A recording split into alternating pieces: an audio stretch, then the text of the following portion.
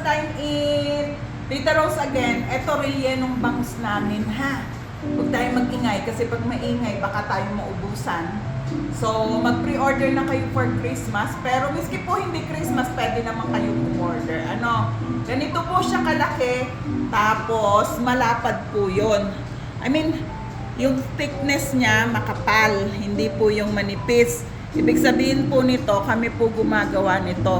Pag nalasahan nyo, ang sarap, maniwala kayo sa akin.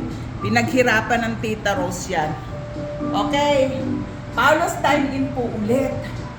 Ay pag po kayo bumili sa amin, malalaki po ang portion ng pagkain namin. Kaya tara na, order na. Nako, baka tayo maya-maya tatawag, sasabihin, nasa na yung order ko? Naubusan na. Kasi po ay talagang maraming umu-order po. Nasi-fill up na po yung mga schedule namin for 24, 25, at saka po sa 31, at saka sa 1. So call us up, meron pa pong mga ibang mga slot na pwede pong isingit sa inyo. Ano? Tita Rose from Paolo's Dine-In, rellenong bangus po ito.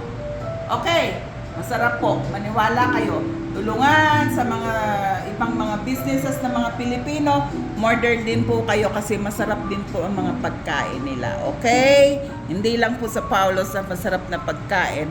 Sa lahat po ay masasarap ang mga pagkain. Merry Christmas! Happy New Year! Tita Rose! Bye!